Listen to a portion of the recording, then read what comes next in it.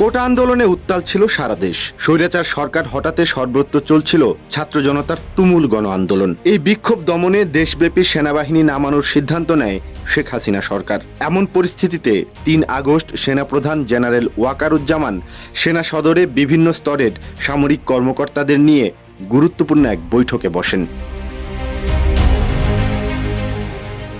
বৈঠকের মূল উদ্দেশ্য ছিল আন্দোলন নিয়ে সামরিক কর্মকর্তাদের প্রতিক্রিয়া কি সেটা জানা। মতবিনিময়কালে অনেকেই এ আন্দোলন দমনে যে কোনো নেতিবাচক ভূমিকা সেনাবাহিনীর জন্য বদনাম বয়ে আনবে বলে মত প্রকাশ করেন। তরুণ সেনা কর্মকর্তারা সাধারণ জনগণের ওপর গুলি না করার পক্ষে কথা বলেন। তাদের এই মতকে সমর্থন করেন স্বয়ং সেনাপ্রধান। যমুনা রেফ্রিজারেটর, খাবার ফ্রেশ তো লাইফ জম্পেশ। সামরিক কর্মকর্তাদের প্রতিক্রিয়া ও মনোভাব থেকেই তিনি সিদ্ধান্ত নেন যে কোনো উস্কানিতেও সেনাবাহিনী আন্দোলনকারীদের ওপর গুলি বর্ষণ করবে না। শুধু তাই নয়, শিক্ষার্থীদের মিছিলকে সেনা সদস্যরা কোনো ধরনের প্রতিহত কিংবা বাধা দেবে না। বৈঠকের এমন সিদ্ধান্তের কথা ছড়িয়ে পড়লে ঘুরে যেতে থাকে আন্দোলনের মোড়। দলে দলে মানুষ নামতে থাকে রাজপথে। কেননা সবাই বুঝে গিয়েছিল মিছিল চলাকালে সেনা সদস্যরা বাধা না দিয়ে বরং সরে গিয়ে জায়গা করে দেবে। ৩ আগস্টের সেই বৈঠকে সেনাপ্রধান জেনারেল ওয়াকারুজ্জামান প্রায় আধা ঘন্টার একটি উদ্বোধনী বক্তব্য দেন, যেখানে তিনি বলেন, সংকট মোকাবেলায় আমাদের সরকার নিয়োগ করলে সেই আদেশ মানতে আমরা বাধ্য। এ সময় তিনি কর্মকর্তাদের ধৈর্য ধারণের কথা বলেন, আমাদের দেশে 1970 সালের পর এমন গণবিক্ষোভ আর কখনো হয়নি, তাই এটি একটি ব্যতিক্রম ঘটনা। আমাদের সবাইকে ধৈর্য ধরতে হবে।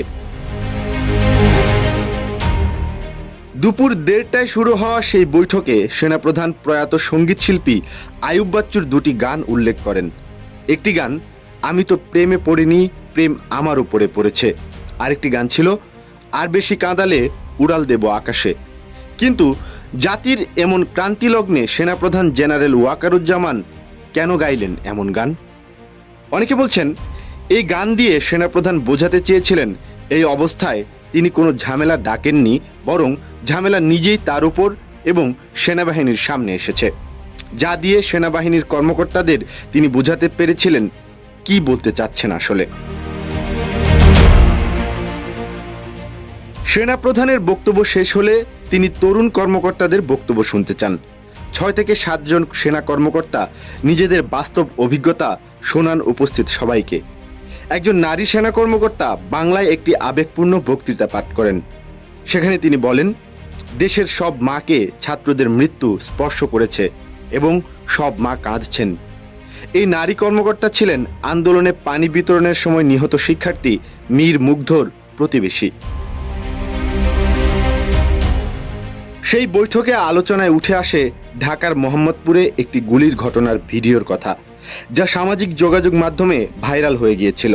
সেই ঘটনার সাথে সংশ্লিষ্ট এক কর্মকর্তা সেদিনের ঘটনা বর্ণনা করে বলেন, কর্তব্যরত সেনা সদস্যদের জনতা ঘিরে ধরেছিল এবং তাদের নিজেদের নিরাপত্তার জন্যই ফাঁকা গুলি চালাতে হয়েছিল।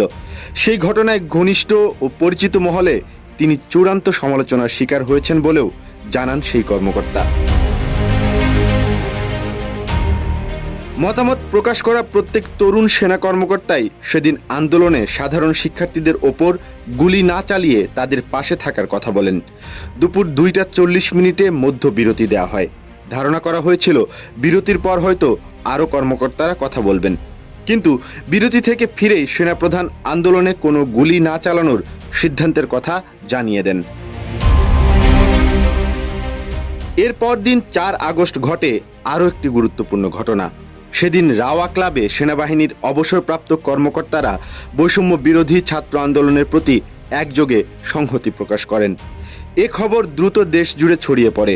এটিও সেদিন সেনাবাহিনীতে কর্মরত সব শ্রেণীর সদস্যদের কাছে দেশ ও জনগণের পাশে দাঁড়ানোর জন্য গুরুত্বপূর্ণ বার্তা নিয়ে এসেছিল। বিক্ষোভকারীদের ওপর সেনাবাহিনী গুলি করবে না, শেখ হাসিনা এই সিদ্ধান্তে খুশি হতে পারেননি।